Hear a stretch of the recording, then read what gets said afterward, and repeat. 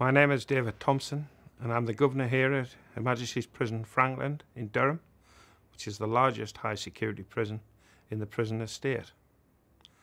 I want to let you know how committed I am and the prison service to working in close conjunction with our partners, the Macmillan nurses.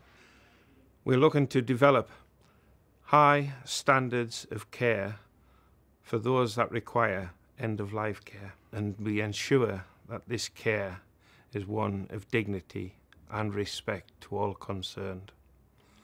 I hope this DVD goes a long way to answering the many questions that you may have at this particular time. Where will I die? Where will I die? Will I die in prison? Will I die in prison? Will I be released early, Governor? Will I be released early? Will I be released early, Gov? I'm worried about my future. I'm worried about the future. What's going to happen to me then, Gov? PSO 6000 covers all eventualities for prisoners who are dying and make application for release on compassionate grounds. The Secretary of State's got to make sure that the safety of the public is paramount and your well-being is looked after. 3 months is considered to be a reasonable amount of time for those applications to take place. End-of-life care can be traumatic for most people, more so for prisoners. You have little control over your treatment, your security, and what happens to your family when death occurs. In conjunction with the Macmillan team, the prison security team, and the healthcare team, we will meet, discuss with you your final days in custody and where that will take place. It may be that you have to go to a hospice, you may be released to home, or you may be kept in prison. Will I be able to see my family? Will I be able to see my family, boss? Will I be able to see my family? Will I be able to see my family? Will I be able to see my family? Who'll support my family? Who'll support my family? Who's going to support my family? Who's going to pay for my funeral, Governor? Who's going to pay for my funeral? Gov, who's going to pay for my funeral? My role as Family Liaison Officer is to break down barriers between you and your family at the time of diagnosis of a palliative illness.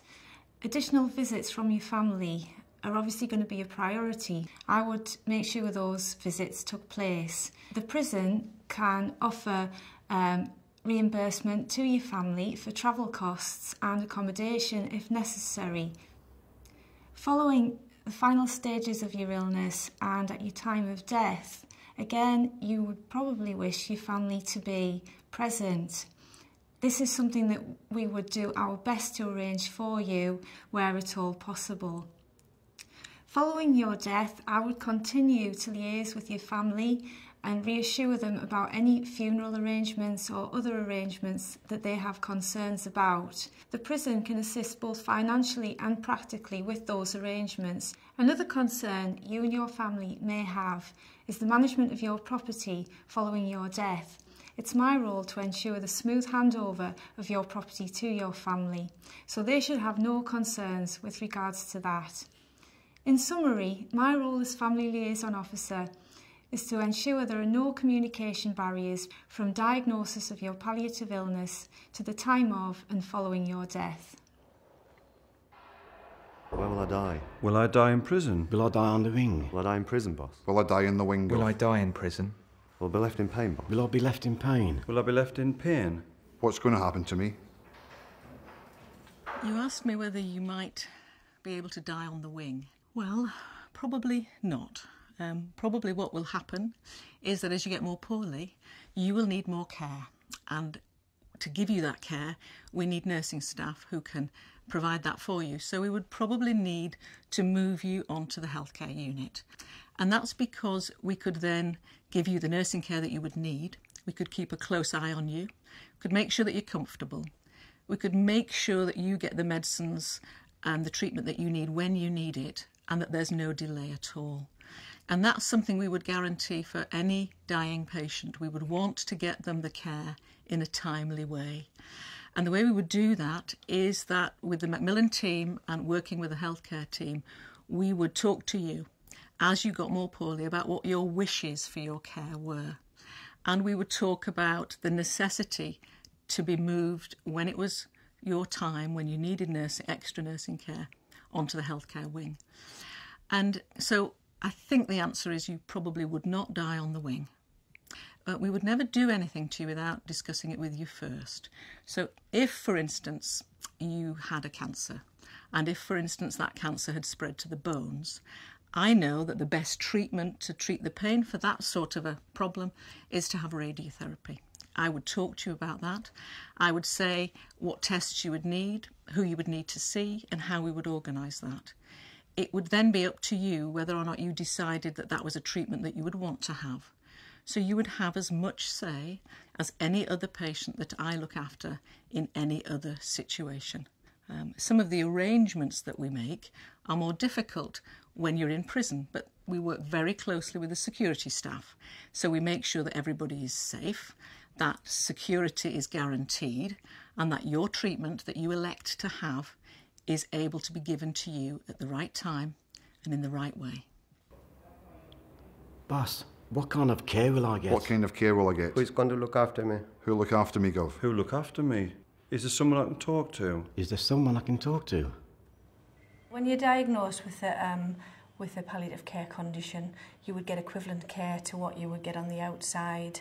I had a patient who wanted his preferred place of care was on the wing. It was in his own cell, it was his own surroundings, pictures. He had his friends on the wing who helped with the care. They linked up with healthcare and looked at his needs, and if he needed anything, we would go out to see him. We had planned days where we went out, looked at his care, if his pain management, etc., or personal care couldn't be met on the wing, he would be coming to the inpatients. He come in the last few hours of his life, and he died a dignified death in healthcare. What about my religion? What about my religion? Will I be able to see my chaplain? Who can I talk to? What about my religion? Will I be able to see a chaplain? Will I be able to see a chaplain? Within all chaplaincy teams across the prison service, chaplains will visit healthcare on a daily basis and will spend time talking to all the prisoners in healthcare. If there are any prisoners with particular needs who can't be in healthcare and are being looked after on the wings, then chaplains will also visit the wings to see them. If the prisoner wishes to have a service, some kind of worship service, or to follow his faith, then a chaplain will be able to do this in healthcare if it's appropriate, and we will go and see them and spend time with them. All chaplaincy teams across the prison service are of multi-faith, and there are many faiths that we cover. We have, for example, Christians across various denominations. There are Church of England, Roman Catholic, and what we call Free Church that tends to pick up all the other denominations.